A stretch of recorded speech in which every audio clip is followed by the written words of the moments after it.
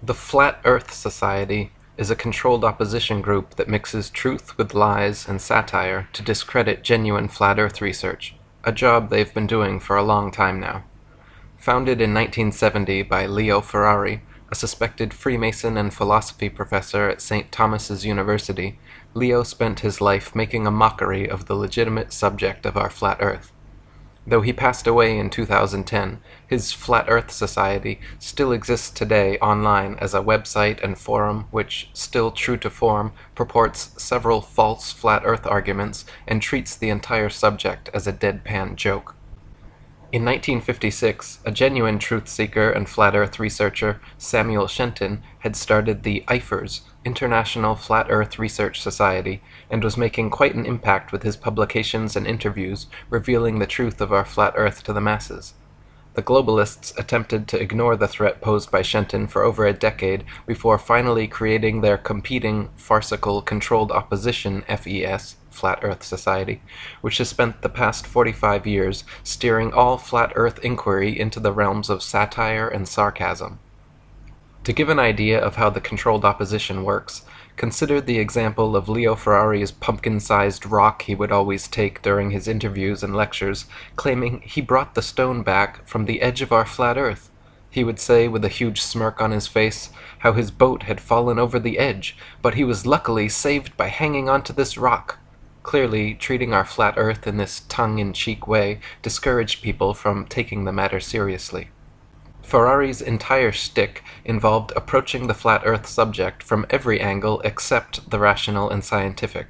For example, he published a series of articles including "The Global Fallacy as a Cause of Racial Prejudice," arguing that people in countries at the top of the globe felt superior to those at the bottom, when in fact there was no top or bottom to the world, so even if one assumed that the world was spherical, the top and bottom have been arbitrarily selected, resulting in racial discrimination against those in the south.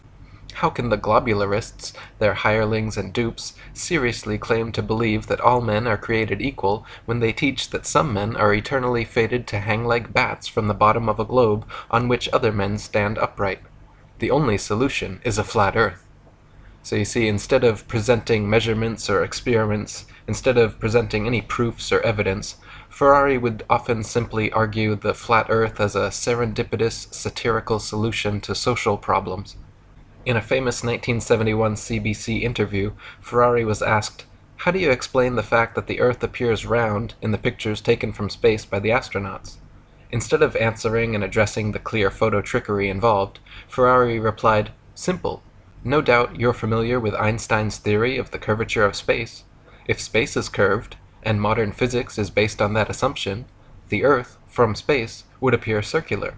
It's a simple optical illusion." This convoluted, pandering answer really is no answer at all, and serves only to make the listener cock their head and raise an eyebrow. Around this time, Charles K. Johnson, another genuine flat earther, took over the IFERS from the recently deceased Shenton. He and his wife Marjorie, along with being flat earthers, were also vegetarians and anti-vivisectionist activists who campaigned for better treatment of our animal friends.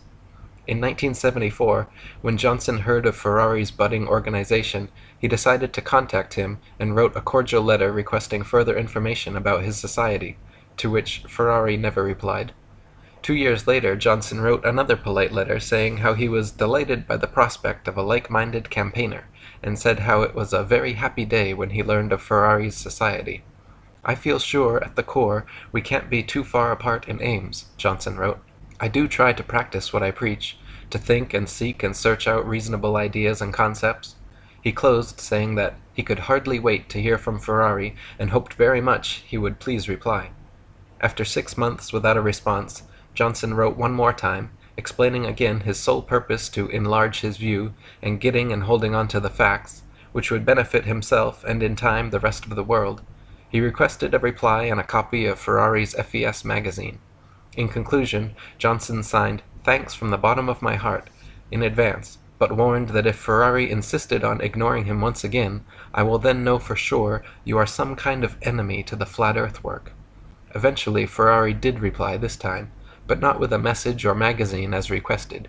He simply enclosed a FES paid application form. Johnson investigated Ferrari's organization further and found that he was using the flat earth idea as a gimmick to entertain and promote the atheistic society. From then on, Johnson worked hard to expand his IFERs and constantly for the rest of his life exposed Ferrari's FES, calling him a false prophet guilty of muddying the waters of truth. Near the end of his life, tragically, Johnson's house burned down, along with all the flat earth materials he and Shenton had collected over their lifetimes. Until his dying day, Johnson claimed the fire to be the result of arson by a NASA agent he had seen snooping around.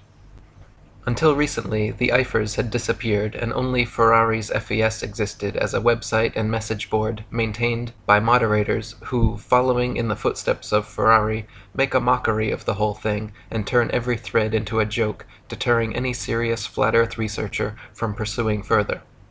The only redeeming aspect of their website is the library of other people's flat earth material they maintain, which is actually quite good.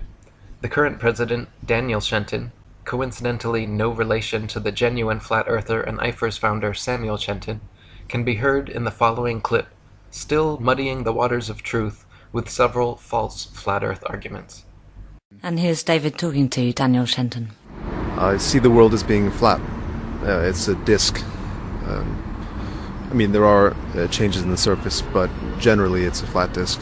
And what about the planets, the sun, the moon?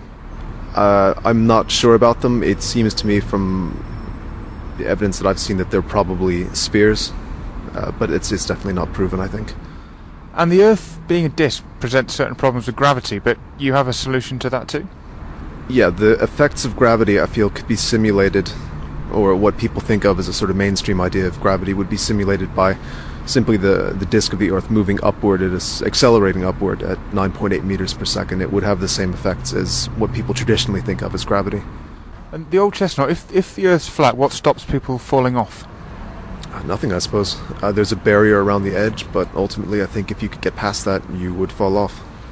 And you're serious about this, aren't you? This isn't a clever metaphor or a marketing ploy for something else. This is what you truly believe. It is. If it's a marketing ploy for something, then I'm not aware of it, and I'm certainly not getting paid for it, so... Notice he says he is not sure about the sun, moon, and planets, but that they're probably spheres, but it's definitely not proven, I think. He flip-flops his answers and expertly fumbles his words, as if intentionally trying to sound scatterbrained. Compare and contrast this shill with genuine flat earth researchers like myself, who will tell you unequivocally that the sun, moon, stars, and planets are all merely luminaries, round disks of celestial light, not spherical terra firma capable of landing on, as the Freemasons at NASA would have you believe. He then goes on saying, the effects of gravity, I feel, could be simulated by the disk Earth moving upwards, accelerating upwards at 9.8 meters per second, would have the same effects of what people traditionally think of as gravity. This ridiculous false flat Earth argument also appears on Wikipedia and the FES homepage. It is provably wrong, as the upwards accelerating disk would smash into all helicopters, planes, and hot air balloons, making sustained flight of any kind impossible. But they purposely promote these straw-man arguments so flat Earth neophytes will rightly laugh off their dumb explanations, and then, following suit, write off the entire subject. To combat Ferrari's Flat Earth Society controlled opposition forum, and in memory of Samuel Shenton, Charles Johnson, and other true Flat Earth researchers of the past, I have now restarted IFERS, the International Flat Earth Research Society Forum. Please join up and help make this a useful and informative board. Please visit us and join at ifers.123.st.